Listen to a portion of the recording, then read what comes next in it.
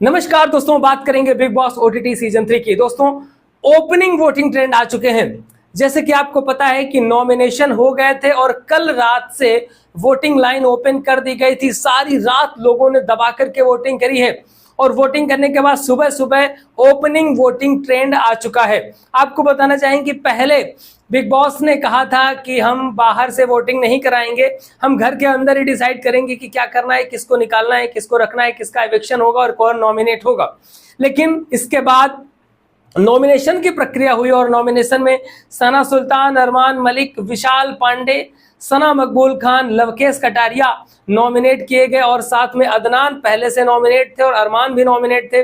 और इसके बाद जो कल टास्क हुआ था क्यारी वाला, क्यारी में फूल लगाओ टास्क जो था, उसमें दीपक चौरसिया भी नॉमिनेट हो गए। तो भैया दीपक जी तो नॉमिनेट हो गए, उन्होंने उड़ता तीर ले लिया।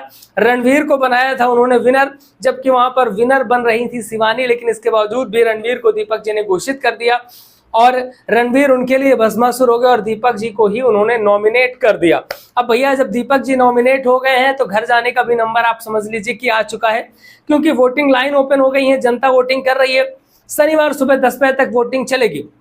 बात करेंगे कौन है 7वें नंबर पर और कौन पहुंचा है पहले नंबर पर, क्योंकि पहले नंबर की बड़ी तगड़ी लड़ाई है। मामला यह है कि पहले से कहा जा रहा था, जब से वाइल्ड कार्ड एंट्री हुई थी, कि लवकेश कटारिया और अदनान शेख में यह देखना होगा कि कौन रहेगा नंबर 1।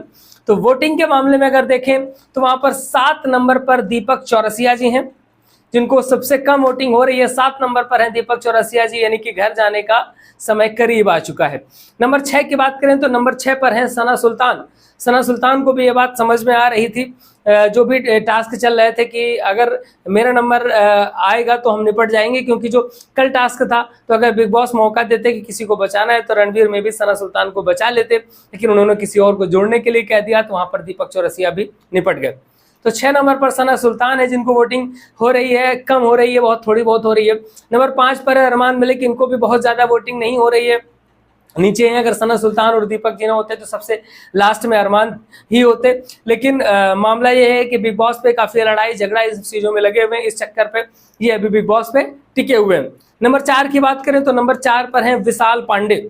विशाल पांडे को भी अच्छी खासी वोटिंग हो रही है, शुरुआत से ही ये 4 नंबर 3 नंबर पर हर बार बने रहते हैं, तो अच्छी वोटिंग विशाल के लिए हो रही है। 4 नंबर पर है। नंबर 3 पर है सना मकबूल खान। सना मकबूल खान को भी लोग काफी पसंद कर रहे हैं और इस समय मैटर है कि शिवानी नॉमिनेट नहीं है, तो शिवानी का जो वोट है वो चारों तरफ बट रहा है। कोई विशाल को वोट कर रहा है तो कोई सना मकबूल खान को वोट कर रहा है, कुछ लोग कटारिया को भी वोट कर रहे हैं जो शिवानी के वोटर हैं, क्योंकि शिवानी नॉमिनेट नहीं है तो ये तीनों इनके दोस्त हैं, तो इन तीनों में डिस्ट्रीब्यूशन हो रहा है, तो मे भी उसी का फायदा सना मकबूल खान को मिल रहा है कि अच्छी खासी वोटिंग इनको मिल पा रही है। नंबर 2 की बात करें और नंबर 1 की बात, तो भैया नंबर 1 पर कौन हो सकता है और नंबर 2 पे कौन हो सकता है? तो नंबर 1 पर है अदनान शेख। अदनान शेख को अच्छी खासी वोटिंग हो रही है उनकी फैंस ग्रुप टीम की तरफ से। और नंबर 2 पर हैं लवकेश कटारिया, यानी कि एल्विस आर्मी के बहुत बड़े जो ये भी चेहरे हैं, लवकेश कटारिया। लवकेश कटारिया 2 नंबर पर, अदनान शेख 1 नंबर पर, 3 नंबर पर सना मकबूल खान और 4 नंबर पर विशाल पांडे, नंबर 5 पर अरमान मलिक, नंबर 6 पर सना सुल्तान और नंबर 7 पर दीपक चौरसिया। तो देखते हैं इस बार घर से कौन बाहर जाएगा। क्या बिग बॉस डबल इलेक्शन करेंगे तो दीपक और सना सुल्तान दोनों घर से जाएंगे, या फिर कुछ ऐसा टास्क करेंगे जिससे किसी और को घर भेजेंगे इनमें से?